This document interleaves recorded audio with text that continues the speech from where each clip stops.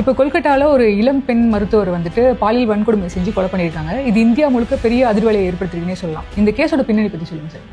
KG car அப்படிங்கிற ஒரு மருத்துவக் கல்லூரி மருத்துவமனை ஃபர்ஸ்ட் இயர் பிஜி படிக்கக்கூடிய ஒரு பெண் பின்புலம் அரசியல்வாதிகளாக இருந்தாலோ அல்லது அதிகாரிகளாக இருந்தாலோ முறையான விசாரணை செய்தால்தான் ஒரு பட்டதாரி இளைஞராக இருக்கிற ஒருவர் காவல்துறை மூலமாக அனுப்பியிருக்காங்க. அவர் காவல்துறை சேர்ந்தவன் என்றே தன்னை அவருடைய ஓய்வு வரைக்கும் சென்று அவளை செய்து கொலை செய்திருக்கிறார்.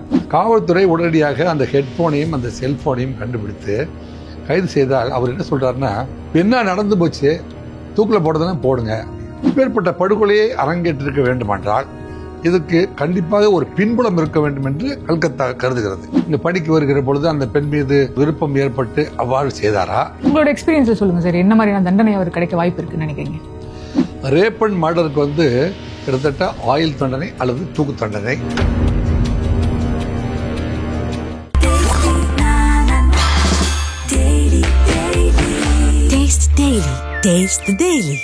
இப்போ கொல்கட்டாவில் ஒரு இளம் பெண் மருத்துவர் வந்துட்டு பாலியல் வன்கொடுமை செஞ்சு கொலை பண்ணியிருக்காங்க. இது இந்தியா முழுக்க பெரிய அதிர்வலையை ஏற்படுத்திருக்குன்னே சொல்லலாம். இந்த கேஸோட பின்னணி பற்றி சொல்லுங்க சார்.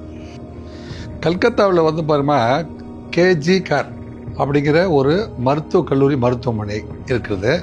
அது பிரபல்யமாக அறியப்படுகிறது. அந்த பகுதியில் இருக்கிற பொதுமக்கள் அத்தனை பேருமே அங்கே மருத்துவம் பார்க்க, மருத்துவக் கல்லூரி மட்டும் சிறப்பாக இல்லாமல் மருத்துவமனையில் இருக்கிற மருத்துவமனையுமே சிறப்பான முறையில் ஃபெமிலியராக அறியப்படுகிறது. அப்பேற்பட்ட ஒரு மருத்துவமனையில் முதுநிலை ஃபர்ஸ்ட் இயர் பிஜி படிக்கக்கூடிய ஒரு பெண், பிஜி படிக்கிறவங்கலாம் நைட் டியூட்டியும் போடுவாங்க. அப்படி நைட் டியூட்டியில் இருக்கிற பொழுது அடையாளம் தெரியாத நபர்களால் பாலியல் வன்கொடுமை செய்து உடலெல்லாம் தேவையற்ற இடங்களெல்லாம் காயங்களோடு சேர்ந்து மர்மமான முறையில் இறந்து கிடக்கிறார் என்று தகவல். உடனடியாக காவல்துறை, ஏனென்றால் ஒரு மருத்துவக் கல்லூரி மாணவர் என்கிற முறையில் கல்கத்தா போலீஸ் விழித்து கொண்டார்கள். உடனடியாக அதிவேகமாக விசாரணை தொடக்கிற பொழுது சாட்சிகள் வெளிநபர்கள் யாருமே அங்கே வந்ததாக தெரியவில்லை. அப்புறம் பார்த்தா அங்கே சகஜமாக செல்கின்ற ஒரு நபர், அவரை சந்தேகப்பட்டு பார்க்குறபோது எப்படி சந்தேகப்படுறாங்கன்னா, அந்த இடத்துல அவசரத்தில் அந்த எதிரியானவர் ஹெட்ஃபோனையும் செல்ஃபோனையும் விட்டுட்டு போயிருக்காரு.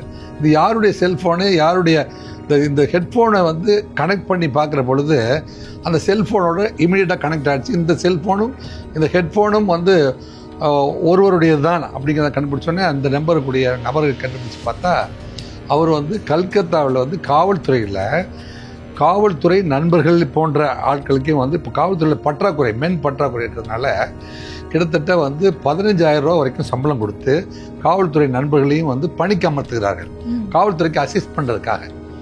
அப்படி அசிஸ்ட் பண்ணுறதுல கொஞ்சம் ஒரு பட்டதாரி இளைஞராக இருக்கிற ஒருவர், அவர் கொஞ்சம் நாகரிகமான இது போன்ற மருத்துவக் கல்லூரி போன்ற இடங்களுக்கெல்லாம் உதவி செய்வதற்காக அவரை இப்படி அனுப்பியிருக்காங்க, காவல்துறை மூலமாக அனுப்பியிருக்காங்க. காவல்துறை தன்னை அவர் இருக்க காவல்துறை நண்பர் என்று சொல்லாமல் அவர் காவல்துறை சேர்ந்தவன் என்றே தன்னை மருத்துவர்களிடமெல்லாம் அறிமுகப்படுத்திக் கொள்வது வழக்கமாக வச்சுருந்துருக்காரு. அப்போ ஈஸியாக நைட் டியூட்டியில் இருந்தால் கூட கொஞ்சம் ஓய்வில் இருக்கும்போது இவர் போய் பேச்சு கொடுத்து அவருடைய ஓய்வு வரைக்கும் சென்று அவளை பாலியல் பலாத்காரம் செய்து கொலை செய்திருக்கிறார். கொலை செய்து விட்டு அவர் ஒன்றுமே தெரியாதவர் போல அவர் தலைமறைவாகிவிட்டார். காவல்துறை உடனடியாக அந்த ஹெட்ஃபோனையும் அந்த செல்ஃபோனையும் கண்டுபிடித்து கைது செய்தால் அவர் என்ன சொல்றாருன்னா, என்ன நடந்து போச்சு, தூக்கில் போடுறதுன்னா போடுங்க. கிடையாது, ஒரு பெண்ணை பாலியல் பலாத்காரம் செய்து கொலை காவல்துறை என்ன செஞ்சதுன்னா, ஒரு நபர் தானா அல்லது வேறு நபர்களும் இதில், ஏன்னா ஒரு பாலியல் பலாத்காரம்னா காயங்கள் ஏற்பட வேண்டிய அவசியம், காயம் உடல் முழுவதும் காயங்கள் இருக்கிறது. ஆக இவர் இவர் தான் செய்தாரா அல்லது இவருடைய வேறு ஒருவர் செய்வதற்கு இவருடைய துணை நின்றாரா அல்லது வேறொருடைய தூண்டுகோளின்படி செய்தாரா அப்படிங்கிற அளவுக்கு காவல்துறை. ஏனென்றால் இதில் இந்த ஒரு நபர் என்னை தூக்கில் கூட போடுங்கன்னு ஆஜரானோடனே ஆஜர்படுத்த குற்றம், அதுலேயும் ஆஜர்படுத்தப்பட்ட குற்றவாளி தானா அல்லது இதன் பின்னணியில் யார் இருக்கிறார்கள் அப்படிங்கிறத கண்டிப்பாக கண்டுபிடிக்க வேண்டும் என்று அங்கு பயிற்சி நிலையில் இருக்கிற மருத்துவர்கள் அத்தனை பேரும், அங்கு பணியாற்றுகிற மருத்துவர் அத்தனை பேரும் மிகப்பெரிய போராட்டத்தில் குதித்து விட்டார்கள். இன்றைய தினம் கல்கத்தாவே அசந்து போகின்ற அளவுக்கு பல்வேறு பிரிவினர்கள், ஏனென்றால் இளம் மருத்துவர் ஒரு படித்து கொண்டிருக்கிற போது பணி செய்யும் இடத்தில் இப்படி ஒரு கலவரம் நடந்திருந்தால் பெண்களுக்கு எப்படி பாதுகாப்பு இருக்கும் அப்படிங்கிறதுல பெண்ணியம் பேசுகின்ற அத்தனை தலைவர்களுமே வந்து அதை நோக்கி குரல் கொடுக்க ஆரம்பித்து விட்டார்கள். இன்றைய தினம் மிகப்பெரிய பேசுபொருளாக இந்தியாவில் ஒரு வழக்கு புதிதாக வந்திருக்கிறது என்றால் அது இதுதான் என்று சொன்னால் மிகையாகாது. அந்த அளவுக்கு ஒரு தாக்கத்தையும் ஒரு பேர் அதிர்ச்சியையும் உருவாக்கக்கூடிய ஒரு நிகழ்வாக இது பார்க்கப்படுகிறது.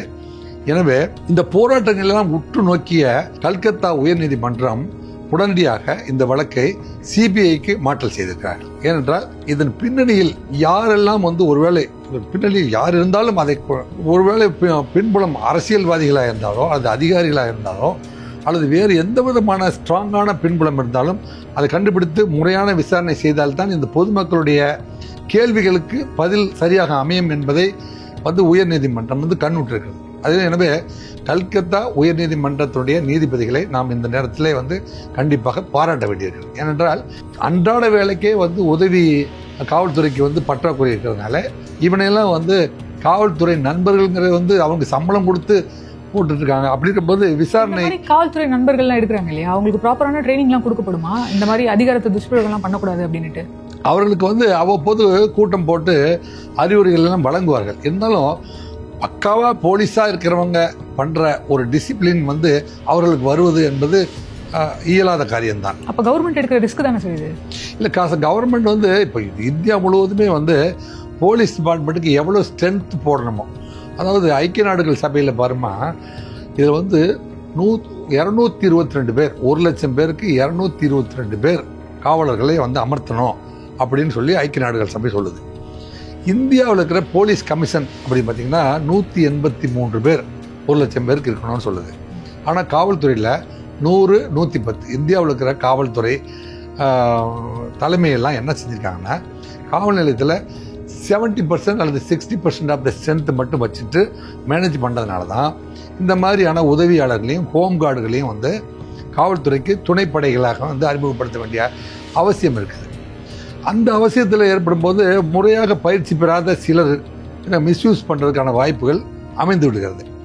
அப்படி அமைந்திருந்தாலும் இதில் குற்றப்பின்னணி என்னவாக இருக்க முடியும் அப்படிங்கிறத வந்து யாரும் வந்து பொதுமக்களோ அல்லது மருத்துவர்களோ அல்லது இளம் மருத்துவர்கள் அத்தனை பேருமே வந்து காம்ப்ரமைஸ் ஆகலை. அவர்களுடைய கேள்வி இப்பேற்பட்ட படுகொலையை அரங்கேற்றிருக்க வேண்டுமென்றால் இதுக்கு கண்டிப்பாக ஒரு பின்புலம் இருக்க வேண்டும் என்று கல்கத்தா கருதுகிறது.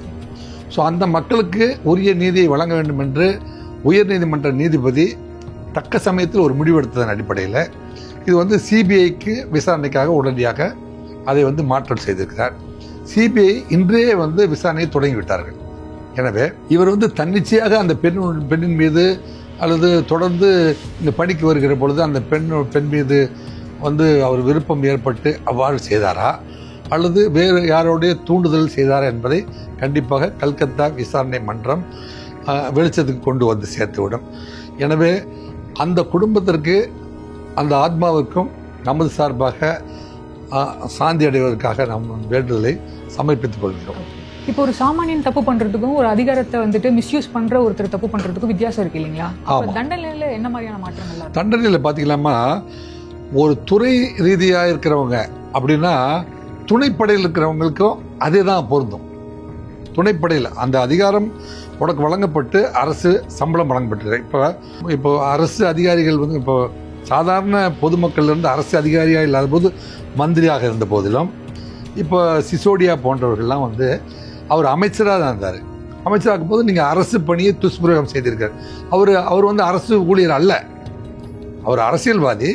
ஆனால் இந்த இடத்துக்கு வந்தபோது அவர் என்ன செஞ்சிருக்காரு, அவர் அரசு ஊழியராக கருதப்படுவார். அதுபோல் 15,000 ரூபாய் வந்து அரசு வந்து சம்பளமாக வழங்கப்படுகிறால் அவர் துணைப்படையில் இருக்கிற அரசு ஊழியராக கருதப்பட்டு தன்னுடைய ஆளுகைக்குள் வந்து பணியாற்றுகிற ஒருவருக்கு இது போன்ற பாலியல் வன்கொடுமையில் ஈடுபட்ட காரணத்திற்காக அதற்கான உயர்ந்த தண்டனை வழங்கப்படும். உங்களோட எக்ஸ்பீரியன்ஸ் சொல்லுங்க சார், என்ன மாதிரியான தண்டனை அவர் கிடைக்க வாய்ப்பு இருக்குன்னு நினைக்கிறீங்க? ரேப் அண்ட் மர்டருக்கு வந்து கிட்டத்தட்ட ஆயுள் தண்டனை அல்லது தூக்கு தண்டனை வரை செல்ல முடியும். அது வந்து அவருடைய விசாரணையில் வந்து என்ன காரணத்துக்காக இது போன்ற கடுமையான காயங்கள் உருவாக்கப்பட்டது, என்ன மாதிரியான தடுப்பு நடவடிக்கை அந்த பெண்ணை வந்து எவ்வளவு கடுமையாக பலாத்காரம் செய்தார், என்ன சூழ்நிலை செய்தார் அப்படிங்கிறதெல்லாம் வந்து விசாரிக்கப்படும். ஏற்கனவே இவர்களுக்குள்ள நட்பு இருந்தது, ஆனால் அதை அவர் தவறாக புரிந்து கொண்டாரா அல்லது நட்பு ஏதும் இல்லாமல் இருக்கிற பொழுதே வந்து இவர் வந்து அவர்கள் தனியாக இருந்த சந்தர்ப்பத்தை பயன்படுத்தி கொண்டாரா என்ற சூழ்நிலையெல்லாம் வந்து அது வந்து கண்டிப்பாக விசாரிப்பார்கள். அந்த விசாரணையில் வந்து முரட்டுத்தனமாக இவர் வந்து அவரை பாலியல் வன்கொடுமை செய்ய வேண்டும் என்று திட்டமிட்டு செய்திருந்தால் அதற்கு கண்டிப்பாக வந்து ஆயுள் தண்டனை அல்லது தூக்கு தண்டனை கண்டிப்பாக வழங்கப்படும். உங்கள் நேரத்துக்கு நன்றி சார். நன்றி, வணக்கம்.